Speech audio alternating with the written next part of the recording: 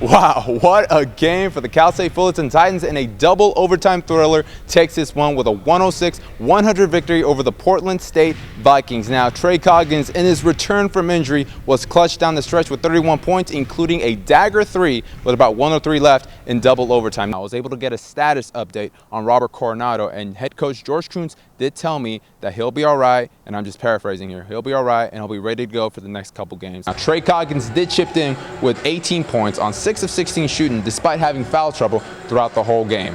It was the first ever meeting between the two programs, but they do meet again on December the 18th, this time with the Titans as the visiting team. Another double-double for Shimon Fayed and 15 kills for Madeline Schneider, but it was not enough as the Titans fall to the Gauchos of UC Santa Barbara by a final score of 3-1 on the second night of a back-to-back. The Titans have now lost 5 straight since winning their conference opener a couple weeks ago. Players, I'm looking forward to seeing more of Richard Peters. I saw him play. Now, granted, he did have a couple gimmies in the paint that he missed, but I think that'll come with time. He'll improve. But I do like the way he plays. He's 6'11", 270 pounds. He's a big boy, big body, something that the team desperately needs, and it's going to be very fun to see how he plays because he brings a lot of hustle. He's been getting a lot of offensive rebounding. That's something that the team desperately needs. I'm going to throw out a stat, and I'm going to see if you can guess if they won or lost. They forced 24 turnovers from the opposing team and had 34 points off those turnovers. Did they win or lose? It should be a win. Should be a win, but they lost. Why? Because they took up 78 shots and only made 33% of it. They need to score the basketball. Now, granted, Iman Lathan has stepped up. She has been outstanding. Shooting percentage, 46%, averaging about 18 points a game.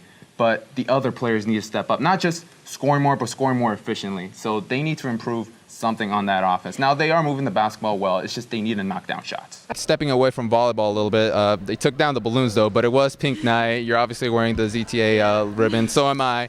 On a night like tonight, does it add a little more motivation to the team to kind of, play for something more than just themselves? Yeah, it's always important to play for more than just yourself, play for a cause. And also they played for their alumni who we got to honor in the halftime break. And so that was really good because I wanted them to understand, you don't just play for yourself, you play for Fullerton. Then Coggins, with the basketball, gets his defender off his feet and draws a foul behind the line. A 3-shot foul.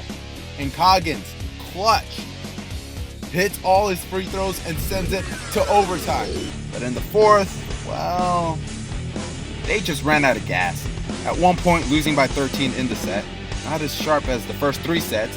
4 games in 3 days will probably do that to you.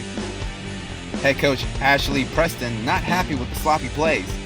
Now pay attention to the top left side, right? There. Roll the footage. Maribel Morales took advantage of the clear path for her first goal at the 74th minute mark. First goal in her first start as a Titan. Fullerton takes their home opener against the Big West Conference 2-1.